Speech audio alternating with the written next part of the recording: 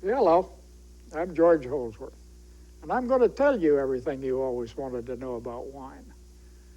With us since ancient times, wine has long been considered a part of gracious living. It survived our prohibition, and it has become today's drink of moderation. Wine enhances all meals, and here we want to help those who are new to wine make selections, match food flavors to compatible wine, and to help you choose wine in a restaurant. Regardless of all the mystique, there are no real rules, and you should feel comfortable drinking whatever you like. However, we do think that you should always choose the wine to fit the occasion, from your everyday table wines to those great bottles for special times. Wine is produced all over the world, and some 21 million acres of the Earth's surface are planted to grapes that yield a veritable flood of wine with literally thousands of different tastes. Most of it never leaves its home, and 4/5 of it is drunk in the first year that it is made. Stripped of all of its glory, wine is only fermented grape juice, and all of it is made the same way. Yeast converts the grape sugar to alcohol. In its selection, only 4 words are really important: red, white, dry, and sweet. Red wines get their color and robust flavor from the skins of the grape, which are left in contact with the juice during fermentation, while the lighter white wines are made from the juice of the grape only. Dry wines may be either red or white and have a noticeably sharp, pungent taste and are generally the most suitable table and cooking wines. Sweet wines are just that, sweet. They may be processed naturally or they may be artificially sweetened. Sweet wine generally doesn't go well with food, but are often ideal with desserts. In America, literally millions of gallons of sound, inexpensive wine blended from many kinds of grapes are produced under the generic names of Chablis, Burgundy, and Rhine. The European takes a different labeling approach by simply calling them red or white table wines. However, since the giants of the industry sell much of their production under these generic labels, they do make an honest effort to offer a consistently good, drinkable wine. Each producer has his own style, and you have to experiment to find your personal favorite. When you have found it, the right should be a dry, crisp-tasting wine that can serve as a workhorse of both your bar and your kitchen. One that will go well with chicken, fish, and seafood. Likewise, your generic Burgundy should be a fairly dry red wine that you prefer with meat, one to serve with your steak and roasts. These then become your house wines. Buy them and keep them on hand to enjoy.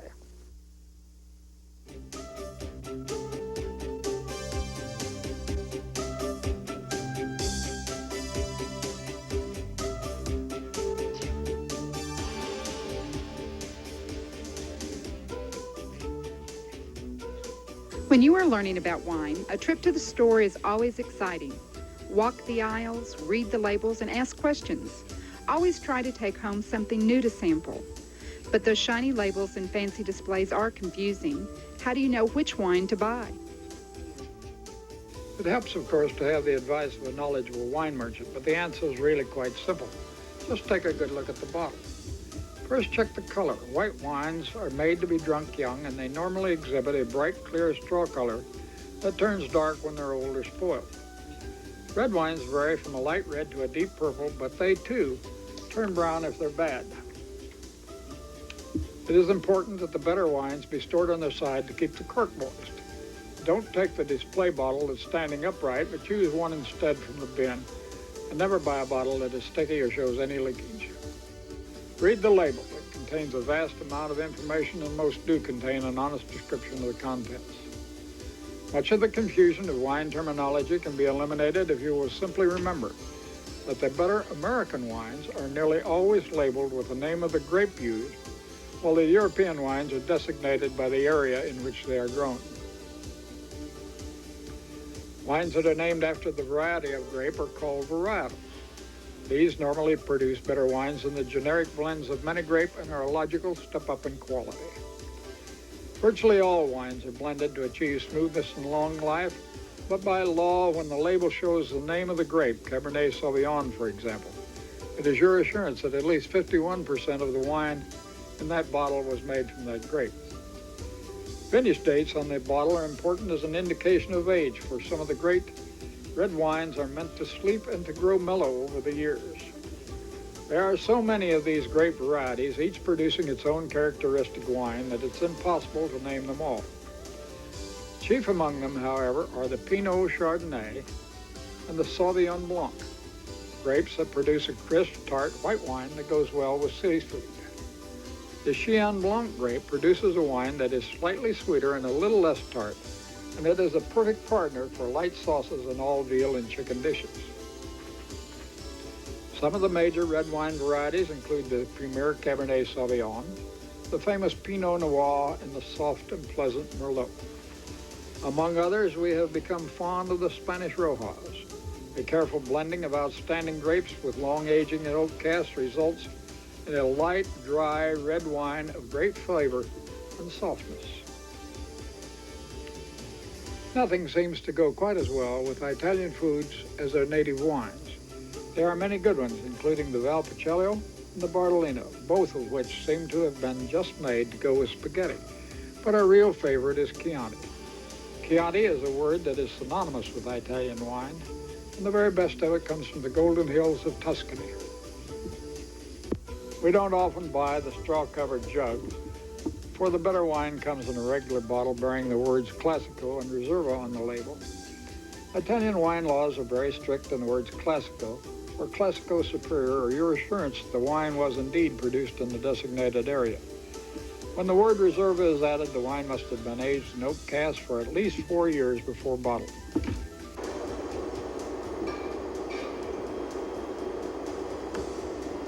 How much wine do you need? At dinner, one bottle will serve 4 people, allowing 2 generous glasses per person. And for a larger party, allow 1 bottle for 2 to 3 people. The larger jug size serves twice as many, while you can get about 30 servings from a full gallon. Buy your generic wines in the larger sizes, for they will keep about a week or so after opening if they're stored in a cool place. If they're kept any longer, it probably should be rebottled to smaller containers and sealed to keep the air out.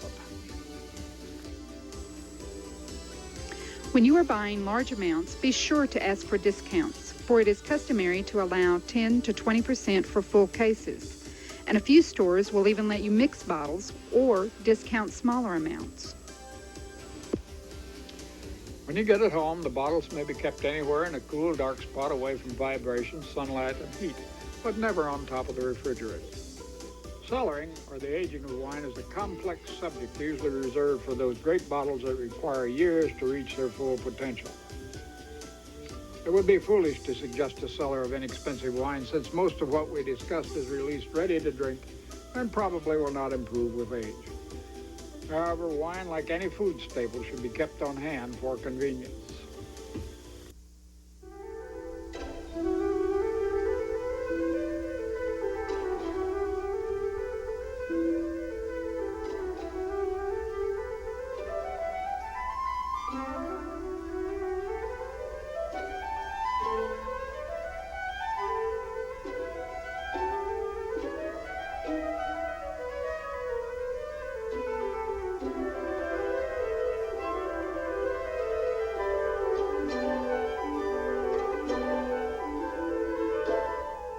Wine does taste good in paper cups, but it's always more festive in stemmed goblets. Your selection may be endless, from fine crystal to daily stemware. You may already have the big balloon glass for red wine, or the tulip flute for champagne. But if you have only one choice, then choose a glass with a large flaring bowl that will hold 6 to 8 ounces, has a stem, and of course is dishwasher sturdy. Now, we prefer not to use the tinted goblets since they mask the beautiful color of red wine, but if that's all you have, use them.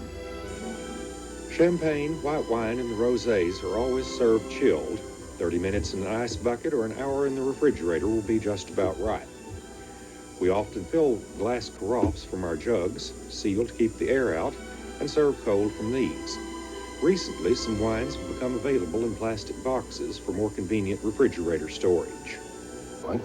Red wines are generally best at low room temperature, about 60 degrees. If your storage area is warm, they may require a few minutes cooling. But always remember, the chilling red wine destroys both the flavor and the aroma. The flavor of most of the better red wines is enhanced by exposure to air for a short time. This is known as allowing the wine to breathe. Open the bottle about 30 minutes before dinner and pour before you're seated. When you pour wine, always finish with a slight rotation of the bottle. Both the red and white wine glasses are never filled more than half full, although for entirely different reasons. The red wine needs airspace to breathe and release its aroma, while the chilled white wine is poured in smaller portions to keep it cold. Champagne flutes are always filled to the top, although it may take 2 tries to keep it from bubbling over.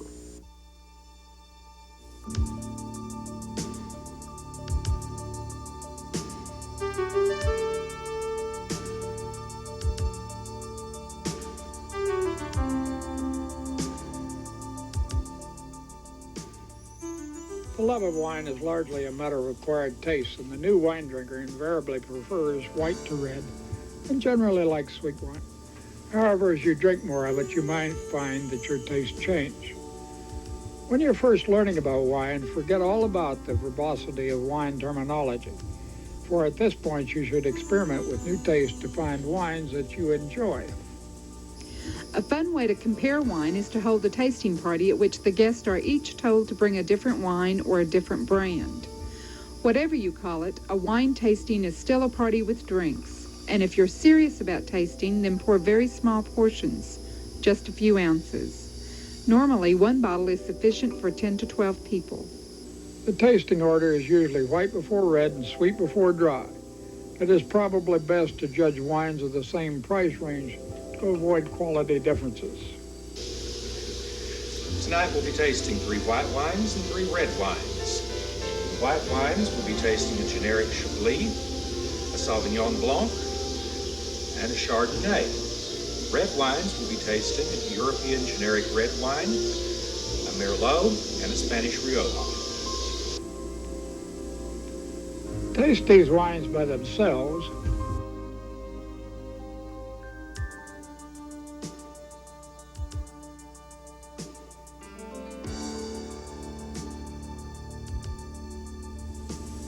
And then taste them again with food. You may find that your choice for sipping may not be what you prefer at dinner. Serve a glass of water alongside, cheese or crackers to cleanse the palate, and don't forget water to rinse the glass between tasting. Provide notepads so the guests may keep a record of those wines that particularly please them. It can be just a simple listing of the wines with your impressions noted alongside. You might even want to soak off the labels to add to your collection, and it's perfectly acceptable to take home the empty bottle from the restaurant.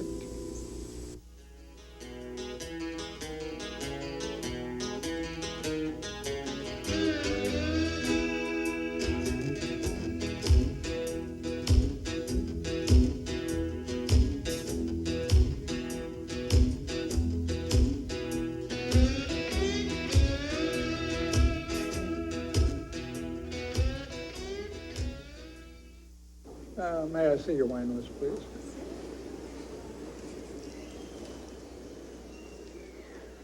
Someday you're going to have to sit down and face a restaurant's wine list. It is, after all, only a statement of their inventory, and perhaps now it won't be so intimidating. You're always safe when you choose a wine you know, but a wine list is a chance to try something different. Most lists offer something for every palate and every purse. But we find that we're better satisfied if we stay with the medium-priced bottles. First, you examine the bottle, be sure that it's what you ordered, and then you look, smell, and taste.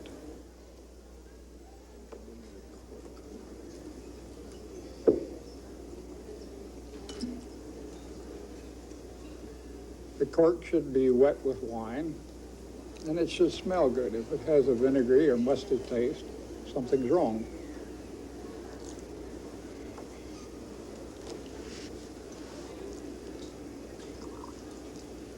The waiter will pour a little in your glass, and you check for odors again. Hold it up against the light or a white tablecloth to check for color. If it's cloudy, it should be returned. You cleanse your palate with a cracker or even a sip of water and taste the wine.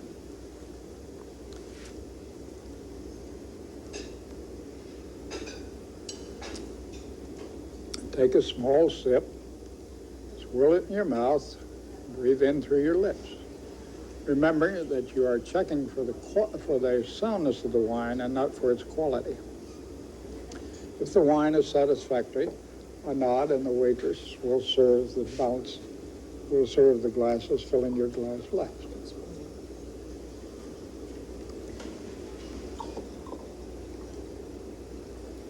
It's pretentious to make a show of rejecting a bottle, but if it has a musty or vinegary taste, it is certainly bad and should always be sent back. However, you should not send a bottle back simply because you don't like it or it's not what you expected it to be.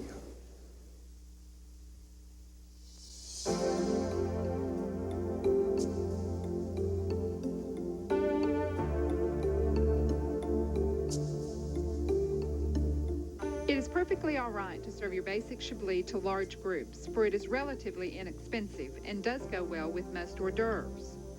But for a real party, the choice of all sipping wines just has to be champagne.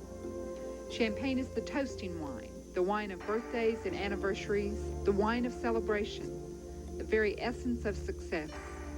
Champagne is the happy wine, for no one can long be sad sipping champagne. Champagne is love. The intertwined arms with glasses raised, the pledging of troth to the now and forever future. Champagne is the wine of memories and shared times, the wine of ageless lovers. Champagne is quite simply white wine with bubbles. It's the quality of the wine and the process of getting those bubbles in the bottle that influences the price. While some are made in bulk, the better ones are fermented in the bottle. The European calls it method de champagner, while our producers are beginning to use the simple term fermented in this bottle to indicate this process. Your most important choice is the degree of sweetness you desire. The words brut or naturel on the label means that the wine is very dry, while those confusing words extra dry actually means that the wine is slightly sweeter. Champagne is fun wine. It's fun to bounce it off the ceiling, to shake it a little, and you have a spewing gusher, a frantic scramble for glasses, and wine all over the house. However, once you've cleaned up the mess, you'll discover that the proper way to open a very cold bottle is to loosen the cork and twist it out gently, emitting a tiny pop and just a wisp of gas, for good champagne deserves to be treated with loving care.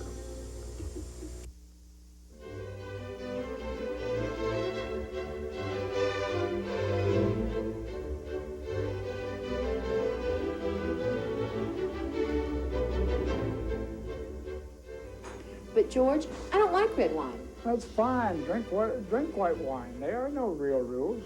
You can drink whatever you like. But the marriage of food and wine is a union of flavors. You should not totally ignore the wisdom of the ages. In these days of fast food and casual dining, it's a rare treat to be able to sit down to a really elegant meal. They are indeed special times, and we'd like to share one of those with you. There are so many different wines with so many different tastes that it's very difficult to match a specific wine to go with each food. And so we can only suggest a few of our personal favorites. We greet our guests with a glass of good champagne, an upper range, medium price wine, definitely labeled, fermented in this bottle. Something very dry, either a brut or a naturel, with myriads of tiny bubbles streaming from the bottom of your best crystal flute. Since we do have the glassware, we're setting the table with both the smaller white and the larger glass for red wine. However, it's perfectly all right to use just one glass if necessary.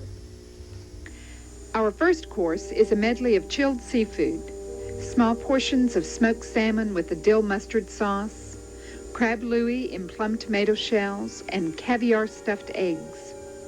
The relatively bland flavors of seafood are generally more compatible with the tart taste of a dry white wine, and we could use either a good Chardonnay or a Sauvignon Blanc. But since we're having such a broad sampling of seafood tastes, we chose the Sauvignon Blanc. Note that we've cleared the white wine glass with the first course and will now serve the rest of the wines in the other glass. Next, we are serving a salad of mixed greens with toasted sesame vinaigrette, crisp autumn pears, feta cheese, and a sprinkling of toasted walnuts. People say you can't drink wine with salad, but trust us, a light red goes just fine with this one. We chose a native Gamay Beaujolais, which are sometimes called just Gamay, but you could easily use the French Beaujolais Village. As we prepare the entree, it's time out. For a small intermission, brightened by a tangy cranberry sorbet to refresh the taste buds and cleanse the palate for the delights ahead. The time for a sip of crystal clear, ice-cold, lemon-scented water. For the entree tonight, we're serving a thick, rosy slice of beef tenderloin, swimming in a sea of port wine sauce, and presented with a garnish of glazed baby carrots. You can serve your white wine if you must, but our choice with beef just has to be a full, rich, red Cabernet Sauvignon. This wine is never cheap, but buy the best vintage bottles you could afford, for they mellow with age and are best at 5 to 10 years old, while the great ones go on forever. It could have come from one of the old French chateaus of Bordeaux, but tonight we're using an 8-year-old bottle from a distinguished California producer. Not a dessert. Or maybe just a small. Not on anybody's diet, but who could resist a slice of Barbara's chocolate ganache tart with a toasted pecan crust and topped with a caramel amaretto sauce? The experts contend that no wine goes very well with chocolate, and they're probably right. The coffee's served and we've come to the top of the evening, that moment when the combination of good food, great wine, and delightful people create a feeling of contentment that neither the host nor the guests care to disturb. One final libation, then, to prolong this enchantment a few minutes more. No, none for me. I'm driving. Now's the time to dust off that wedding gift decanter and get out those tiny glasses, for dessert wines are usually presented in portions of about 2 ounces. There are many good ones, the sweet golden Sauterne of France, the sherry of Spain, or an ancient Madeira. But our favorite after-dinner wine is a good port, one labeled made in Portugal. While the expensive vintage ports from 10 to 50 years old are the very best, they are so expensive that we find those 7 to 10-year-old bottles marked tawny to be quite acceptable. Ruby Port has less age or character, but it's fine if you haven't tasted the other two. With port, we like to serve a few walnuts, although a bite of Stilton cheese is good. Well, the coffee's gone, and we've probably told you more than you ever wanted to know about wine. But to us, wine is a living and lovely thing, and whose pleasure we want to share with you. And I hope we've helped you to appreciate it. For very good health. Chin chin. Cheers. Salute. Santé. Zamvoy.